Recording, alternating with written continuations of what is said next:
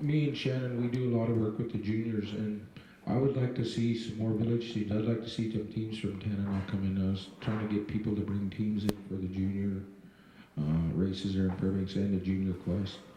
And me and Shannon, we kind of have a goal is we try to get everybody to finish. We don't care where you place, but we want you to finish. And in the junior quest, she was talking about, the big time mushers, their kids got all the right proper gear, and the other ones, some of them don't. The other teams, they're just starting and stuff. But also too is we try to teach them everything we possibly can out on the trail, and what they need and what they need to do, and all them kind of things. And it's a lot of fun. I have a lot of fun out there teaching them, and we have a lot of fun watching them drive dogs. It's a great thrill, and I'd like to see more people.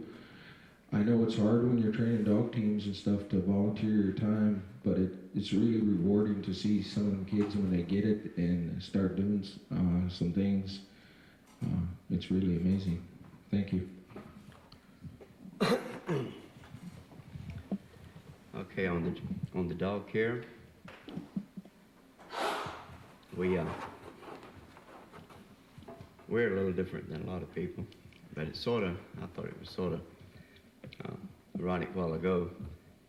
One of our mushers sounds like he's got every pill and shot known to mankind for animals, and the guy sitting beside of him hadn't seen a syringe in 15 years. But I hate this. It's sort of hard to understand. Stuff on yourself. Yeah. It's sort of hard to understand this, but I tell you the truth, in a way, both of them are right. Both of them are right. But the optimum lies somewhere in between those two. And we doctor very little.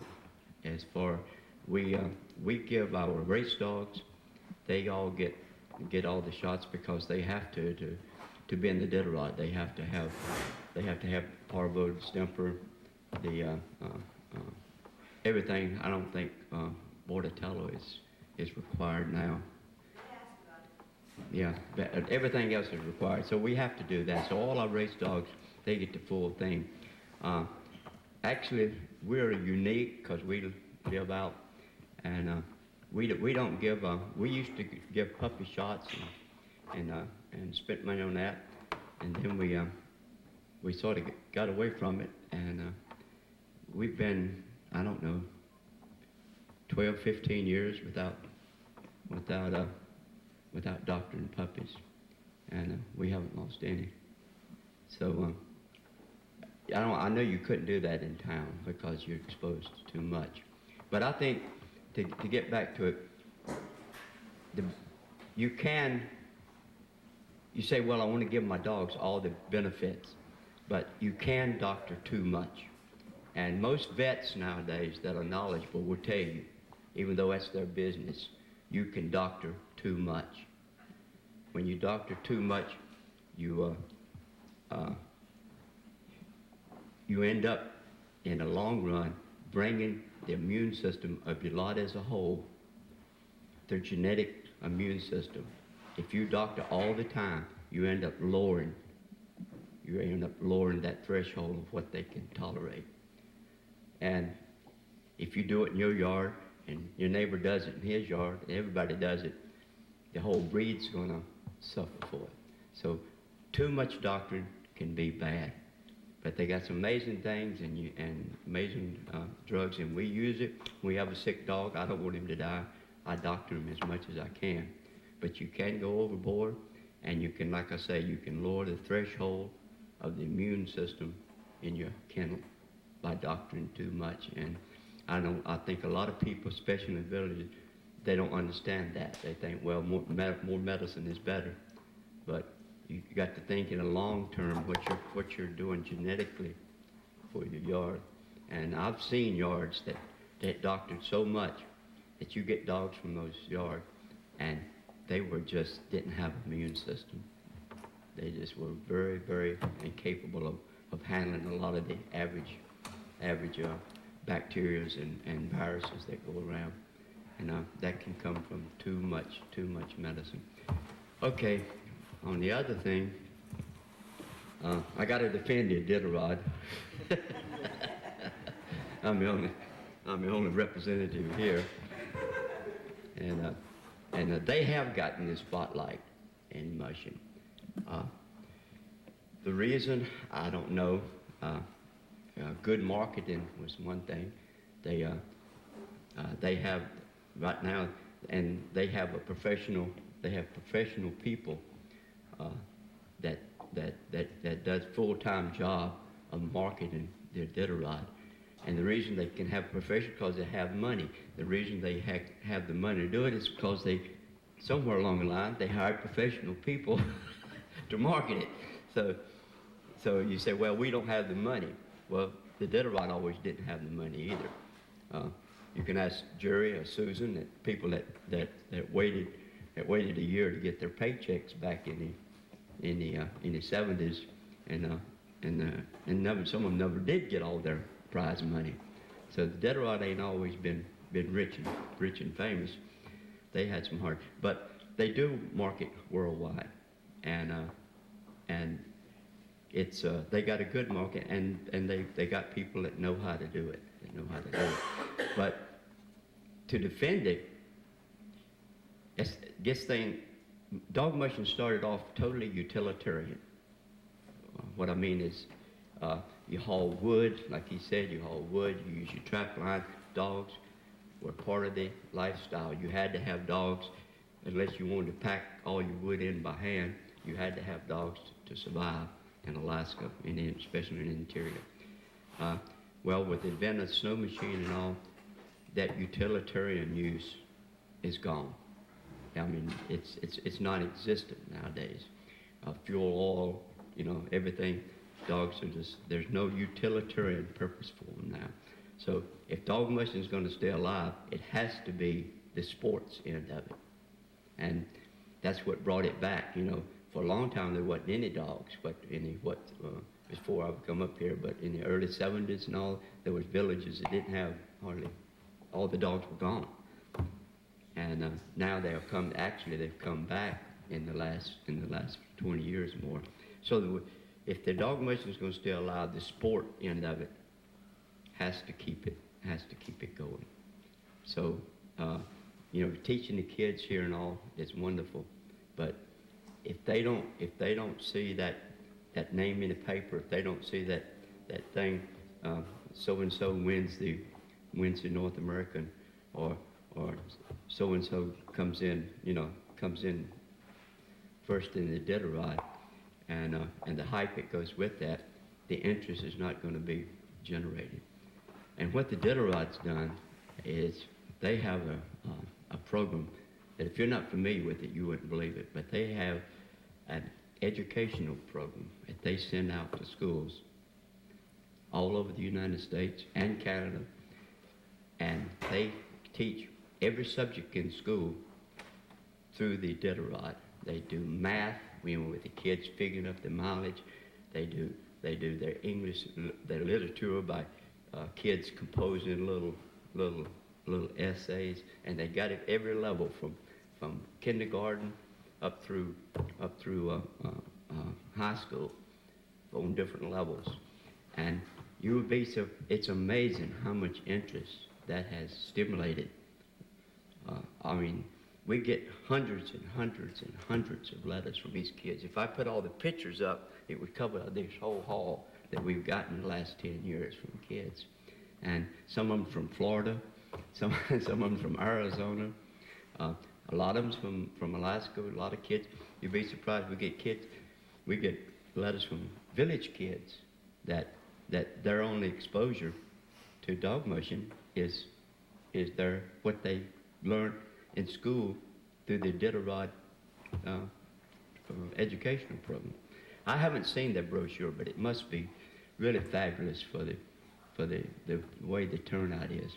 Now, that kind of interest, I had a guy, I think it was, who in the heck was it? I think it was somebody, no, I think it was somebody with Stan's camp. But I said, well, where's he at? Oh, he's off to college now. So that makes you realize you're getting old. But it's hard for me to explain how far-reaching, and far as I'm concerned, this program that the Iditarod has is probably done more to propagate this sport of dog mushing than any other thing I've ever seen take place. Because it's not only is it in Alaska. You may have seen. Have you ever seen? There's a book on for teachers. It's a little quick for them to utilize that if you don't like to teach. Right. Well, you know that's all over the world. I mean, It's also all over on the internet. Yeah. well, we get them from even the Canadian. We get them from Canada, all over the lower 48, every state. We get letters from every state from kids that studied the Iditarod. So that's got to be when they're stimulating the interest in literally tens of thousands of young kids outside. Now, get back to how's that going to help there in Alaska? Well, for dog mushing to stay a sport and stay in the news, like I said, the utilitarian part is gone. That's a good memory. I've used dogs as utilitarian.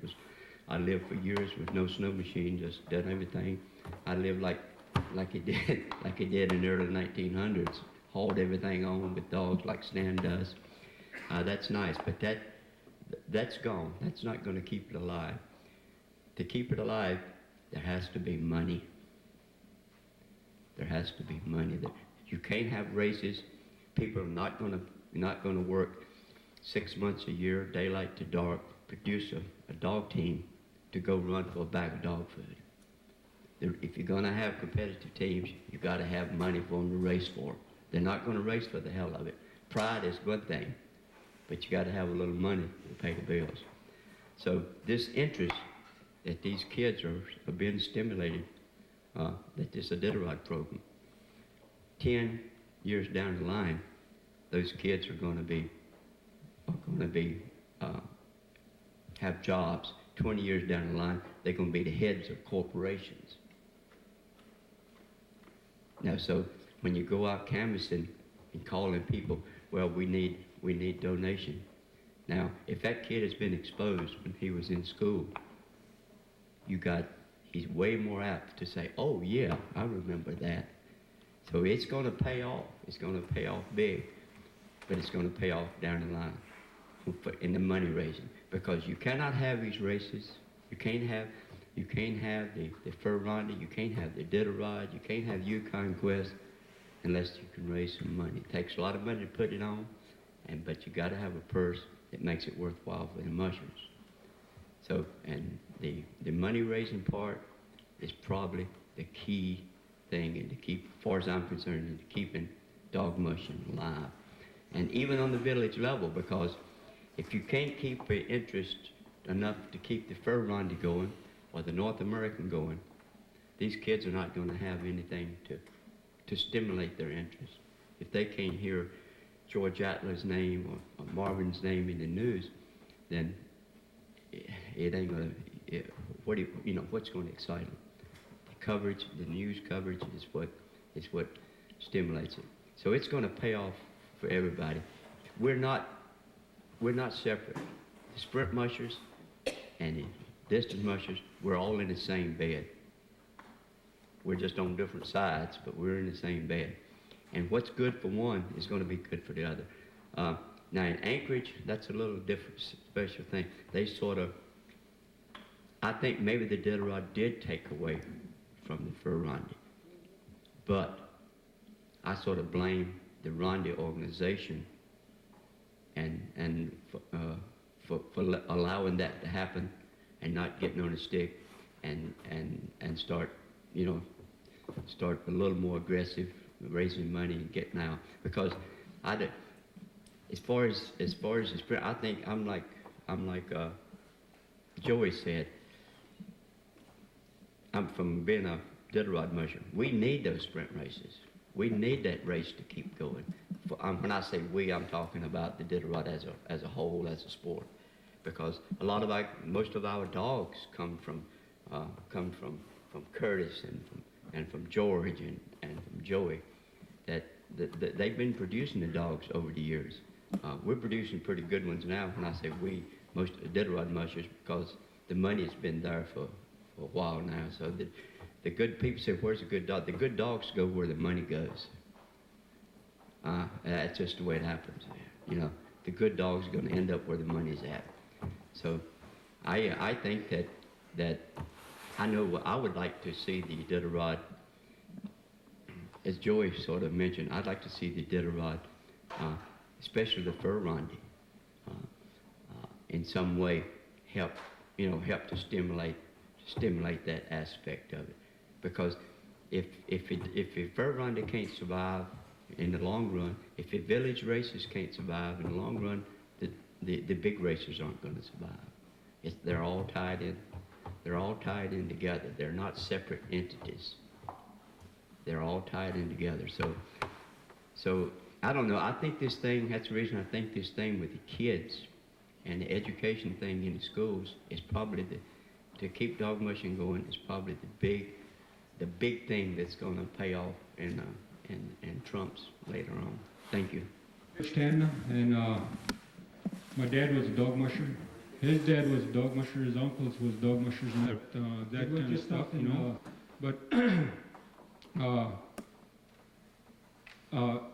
like my friend Joe, you know, he told me, he says, you know, I helped make these guys famous.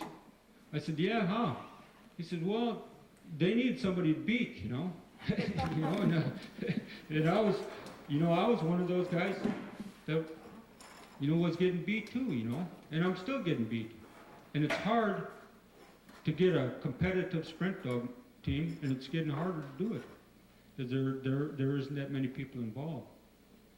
But it could be done, you know. I mean, people could do it, just like people could, you know, if you love animals, you know, you do what you love to do. And dog mushing is one thing I love, so I keep on doing it. There has never been any money in it for me, never. I'll tell you right now, never. I've never made any money at dog mushing. But I tell you what, I spent a lot of money. I spent a lot of money doing what I love. And I've never made any money at it. Some years, my best year, I made $50,000. One year in my life. But I tell you what, I bet I spent $500,000 doing this. $500,000 at least. I bet you $500,000. 1 year to raise one fur envoy, $15,000. And if I've made $500 that year with those dogs, that was a plus. We're running out of time for our dogs. You know that, you know, I do it because I love it. You know, I don't know what's anybody else's purpose, you know, but that's what I do.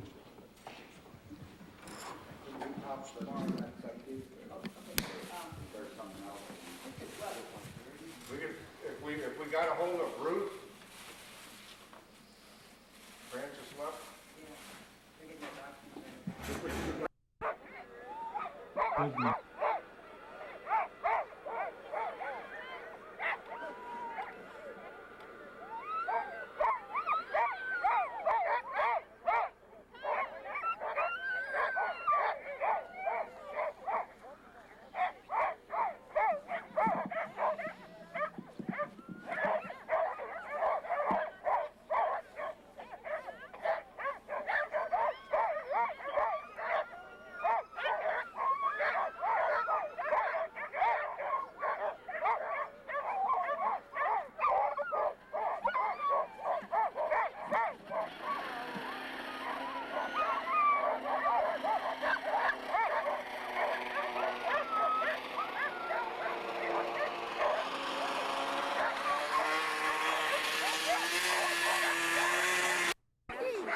was dressed and ready before anybody was up and ready to go.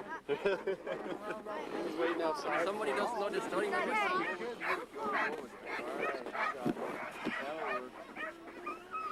By April races, we're going to see your team out here, right? I told him I sent him down to line horse. John told him we have sled and tow line for them.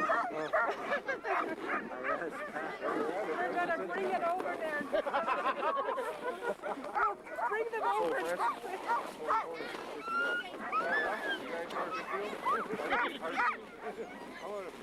Sanders.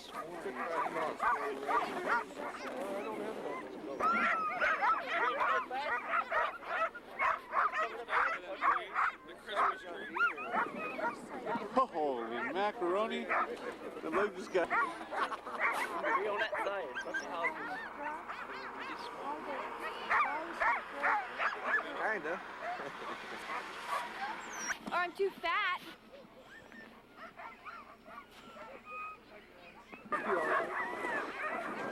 Hey there. Hey there. Silly.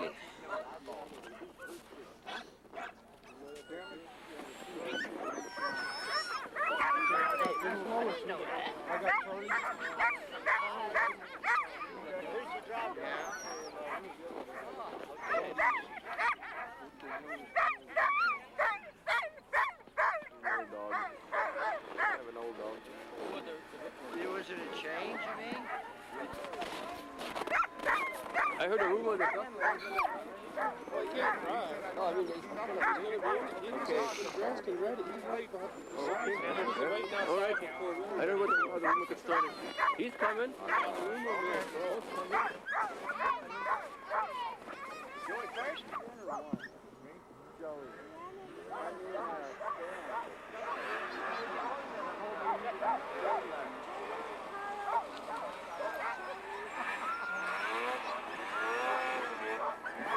Johnny, these people scaring you?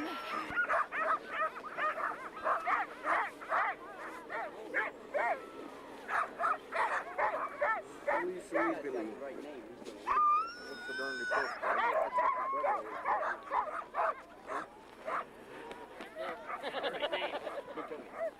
You got the right name.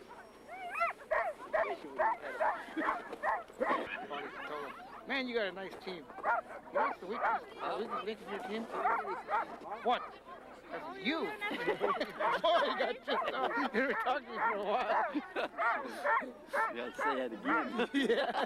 Remember, I'll remember that. That's this is styled just like a fishback sled.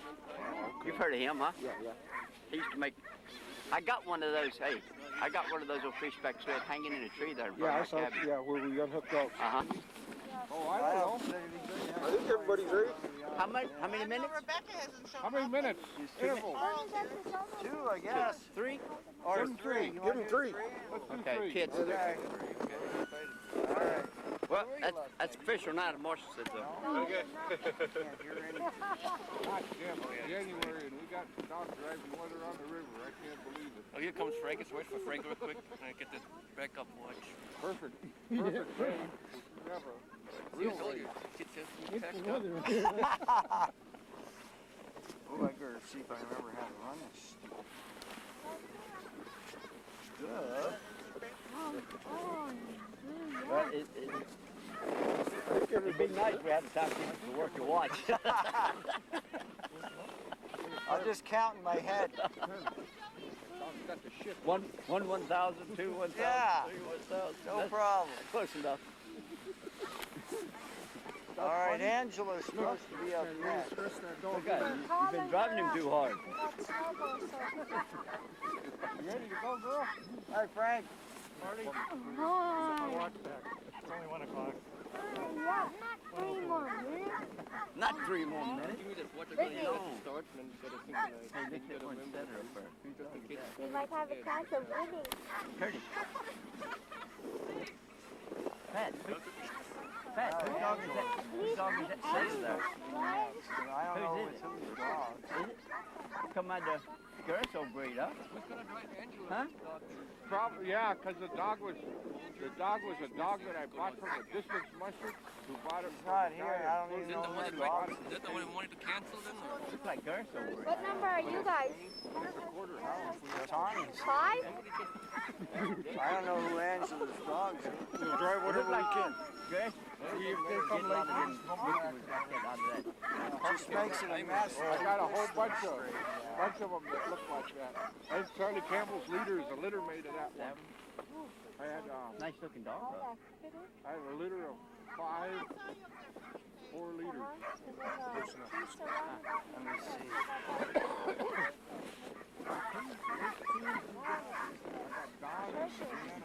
I wonder who Angela's dog is. She's not here. Okay, you ready? All right, we're ready. Go ahead and just give me a countdown. Just give a 5-second countdown. 5-second countdown. Hey. Sean, he's right here. Be careful. He doesn't have a team. You got a team? Sean, Angela's here, yeah. Angela showed up. Hang it right there. No, Sean doesn't. Great. Charlie, he'll be all right. Go ahead. You ready? Damn thing. Okay. 5, 4, 3, 2, 1, go! Okay, right.